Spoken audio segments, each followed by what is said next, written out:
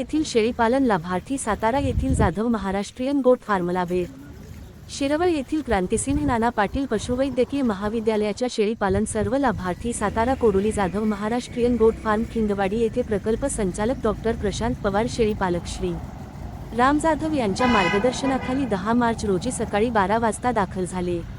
मिलिंद नांदे यांनी हैदराबादी शेळ्यांचं पाहणी करून शेळीपालन लाभार्थ्यांना मार्गदर्शन करण्यात आले. डॉक्टर मोहित मोकाशी यांनी सर्वांचे आभार मानले. बातमीसाठी श्री दिलीप वाघमारे, लोणंद. मुख्य संपादक शौकत शेख.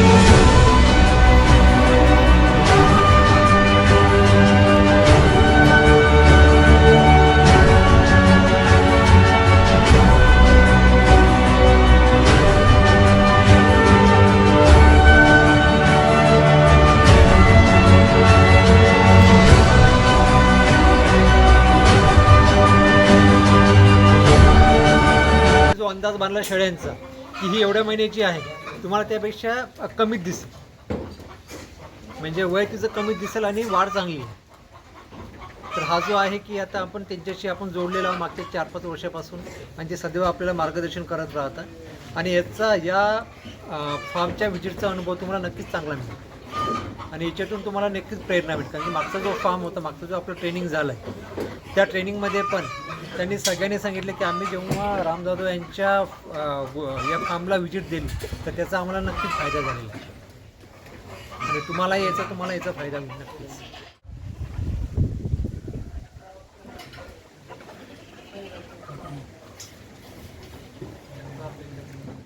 आपल्या बजेटमध्ये पशुसंवर्धनला एक चांगल्या स्कीम्स आलेल्या आहेत. शेळीपालनाची पण मी बघत होतो, ही पण एक चांगली स्कीम आहे. त्याच्यामध्ये तुम्हाला किती फायदा होईल, तुम्ही कुठे बसता, अल्पभूधारक दुधारक आहात का मिडियम आहेत, 100 आणि 200चा एखाद्याने फार्म टाकला आपल्या ट्रेनिंगमधल्या माणसाने किंवा एखाद्या व्यक्तीने किंवा पशुपालकाने, ते आमच्या ट्रेनिंगचं किंवा आमचं जे उद्देश आहे ते सफल होईल असं माझी अपेक्षा करतो. आणि क्रांतिसिंह नाना पाटील पशुवैद्यकीय महाविद्यालयाच्या वतीनं मी इथं सर्व जणांना पशुपालक राम जाधव सर आणि आम्ही सगळ्यांचे आभार मानतो आणि जाधव सरांना विनंती करतो की त्यांनी त्यांचे अनुभव शेअर करावेत. इथे श्री राम जाधव यांच्या जाधव महाराष्ट्रीयन गोट फार्म याला आपण व्हिजिट देत आहोत. त्यांचा थोडक्यात परिचय जर द्यायचं सांगितलंस, त्यांना आत्ताच म्हणजे मागच्या महिन्यामध्ये त्यांना NBGR म्हणजे ICR जी आपल्या देशातील कृषी संदर्भातील टॉपची इन्स्टिट्यूट आहे, त्यांचा ब्रीड कन्झर्वेशनचा म्हणजे जी उस्मानाबादी शेळी आहे त्यांचं संवर्धन आणि जपणूक यांचा हा नॅशनल लेवलचा म्हणजे राष्ट्रीय पातळीवरती त्यांना अवॉर्ड मिळालेला. आणि हा जो अवॉर्ड आहे महाराष्ट्रातून फक्त दोघंच असे आहे की त्यांना मिळालेला आहे. तर हा जो अवॉर्ड आहे म्हणजे की त्यांचं हे जे आहे हे कार्य आहे शेळीपालनातील, हे कार्यच हे सांगते, अवॉर्डच हे कार्य सांगते की त्यांनी किती कार्य केलेलं आहे. आणि हे कार्य म्हणजे 1 किंवा 2 वर्षाचं नाही आहे, तर त्यांचा अखंड या क्षेत्रामध्ये प्रवास आहे. तर हाच प्रवास आपल्याला या व्हिजिटच्या माध्यमातून आपल्याला जाणून घ्यायचा आहे. तर मी सर्वप्रथम आपल्या सगळ्यांच्या वतीने राम जाधव साहेबांचं पहिले सर्वतः आपण स्वागत करूया.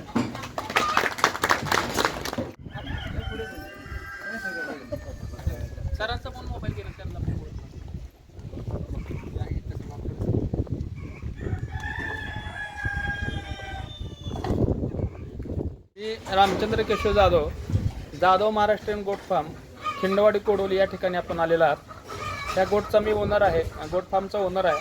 माझ्याकडं उस्मानाबादी ब्रीडवरती काम केलं जातं. गेली 18 नोव्हेंबर 2020 पासून मी याच्यावरती काम करतो आहे, म्हणजे पूर्ण व्यावसायिक पद्धतीनं. त्याच्या अगोदर पण शेळ्या आम्ही पाळत होतो, पारंपरिक पद्धतीने चालू होतं, पण व्यावसायिक पद्धतीने शेळी पालन आम्ही 18 नोव्हेंबर 2020 पासून म्हणजे गेली 5.5 वर्ष झालं काम करतो आहे. काम करत असताना आम्ही आपली जी महाराष्ट्रातली देशी शेळी आहे, उस्मानाबादी शेळी म्हणजे महाराष्ट्रातल्या आपल्या 4 जातींपैकी एक आहे, त्याच्यावरती आम्ही काम करतो आहे. ही जात निवडण्याचं आमचं कारण म्हणजे आपलं जे वातावरण आहे हे उस्मानाबादी शेळीला पोषक आहे, महाराष्ट्राचा पश्चिम भाग.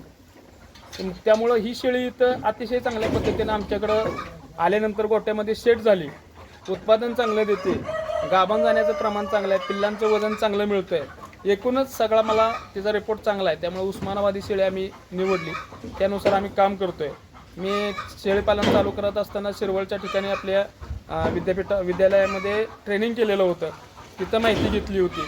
तिथली माहिती, डॉक्टरांचं मला वारंवार असणारा सपोर्ट, ही माहिती घेत आम्ही करत हे सगळं पुढं चाललेलं आहे. वाटचाल आमची चालू आहे. आता विद्यापीठा थ्रू मला आत्ता गेल्या महिन्यामध्ये ब्रीड कन्झर्वेशनचा दिल्लीमध्ये माननीय मंत्री शिवराज चव्हाण यांच्या हस्ते पुरस्कार पण मिळालेला आहे. त्याबद्दल मी सर्वप्रथम शिरवळ विद्यालयाचे आभार मानतो की त्यांनी खूप म्हणजे मला हे पुरस्कार मिळण्यामागं त्यांचं खूप मोठं योगदान आहे की त्यांनी हे सगळं माझा प्रस्ताव वगैरे तयार केला, पाठवला. नागपूरचं आपलं विद्यालय आहे, नागपूरचं विद्यापीठ आहे, त्यांनी खूप मला चांगलं सहकार्य केलेलं आहे. या सर्वांच्यामुळं मी आज ही चांगली वाटचाल करतो आहे. तर ही सुरुवात करत असताना मी सुरुवातीला एक शेळी माझ्याजवळ आणली होती. एक शेळीच्या नंतर 2-3 शेळ्या झाल्या, 1.5 महिन्यात 3 शेळ्या सांभाळल्या. त्याच्यानंतर 10 शेळ्या आणल्या आणि 1 बोकड आणलं. असं करत करत 1.5 वर्षामध्ये मी 30 शेळ्या खरेदी केल्या. त्या शेळ्यांपासून हे सगळं पुढं उत्पादन चालू आहे माझं.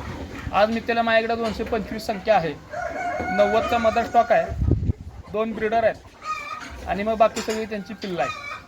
ती पिल्लं अगदी 4 दिवसापासून ते 8-9 महिन्यापर्यंतची पिल्लं माझ्याकडे आहेत.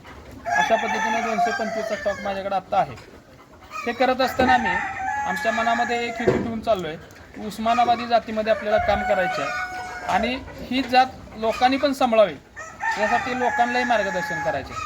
त्याचं कारण असं आहे की आता शेळीपालनामध्ये सगळा भूलभुलई आहे. एखाद्या विशिष्ट जातीचं एखादं बोकड, एखादी शेळी ठराविक किमतीला विकली जाते, मग लोक ती जात सांभाळतात, पण पुढे जाऊन मार्केट अवघड होऊन जातं. तसं ह्या जातीचं आपल्या उस्मानाबादी महाराष्ट्रातल्या जातीचं कुठलीही अडचण नाही. तिचं बोकड पाट असू द्यात, यात्रा आहे, जत्रा आहे, कुणी नवस केलेले आहेत त्यासाठी आहेत, विकले जातात. अगदी खाटीक लोकसुद्धा आपल्याकडून घेऊन जातात. आपण स्वतः ह्याचं भागी वाटापद माहिती आहे तुम्हाला, वाटापद्धतीनं आपण स्वतः विकू शकतोय, ब्रीडिंगला सुद्धा जातं आहे. त्यामुळं मार्केटची कुठलीही अडचण नाही, म्हणजे शाश्वत मार्केट याला आहे.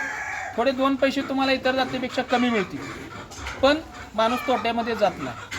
आणि नवीन सुरुवात करणाऱ्यांना तर सुरुवातीची 2 वर्ष आहे ना, हे आपल्या महाराष्ट्रातले स्थानिक जाती आहेत.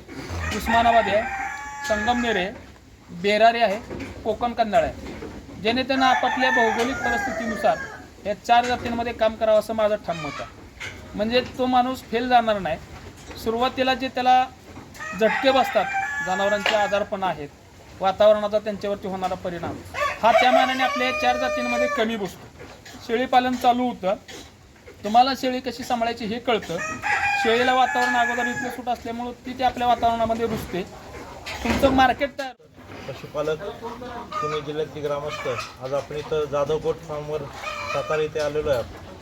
तर प्रशिक्षणाचा हा सर्वात अंतिम टप्पा आहे, पण या अंतिम टप्प्यामध्ये तुम्ही जेवढं तुम्हाला घेता येईल तेवढं घेऊन जा, कारण ही एक ज्ञानाची शिदोरी, एक ज्ञानाचा वारसा आहे आणि हे अखंड प्रवास आहे 5-6 वर्षाचा.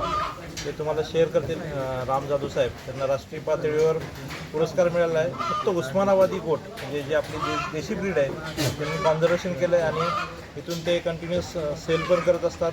आणि गोट फार्मिंगसाठी त्यांचा अथक प्रयत्न 6 ते 8 वर्ष त्यांनी झिरोपासून सुरुवात केली. जसं तुम्ही आला आहे असं त्यांनी ट्रेनिंग घेऊन सुरुवात केली होती. आणि एक ॲडव्हान्स गोट फार्मिंग किंवा शेळ्यांसाठी काय गरज आहे, खाद्य कसं असावं, खुराक कसा असावा, शेळ्यांचा कुठला आजार होतो, वॅक्सिनेशन कुठलं असावं, याबद्दल त्यांचा इतुंबत माहिती आहे. म्हणजे प्रॅक्टिकल अनुभव आहे तर तुम्ही त्यांच्याशी शेअर केला तर तुम्हाला जास्त फायदा तुमच्या गोट फार्ममध्ये होईल अशी मी अपेक्षा करतो.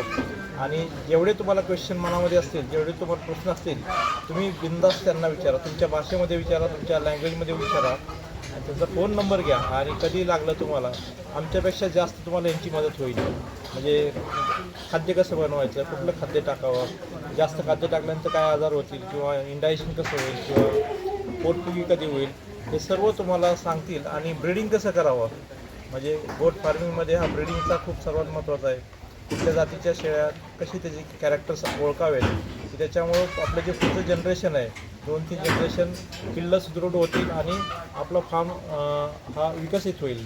म्हणजे 235चा हा फार्म आहे, कॅपॅसिटी छोटी आहे, पण त्यांनी तो मेंटेन ठेवला आहे. आणि पश्चिम महाराष्ट्रामधला एक उत्कृष्ट फार्म हा आत्ता आपल्या सानिध्यात आपण आहोत. तर तुम्हाला सर्वांना विनंती आहे की मनापासून आपल्या सातारा जिल्ह्यामध्येच हा फार्म आहे, त्यामुळे कधीही तुम्ही व्हिजिट करू शकता, त्यांचा कॉन्टॅक्ट करू शकता.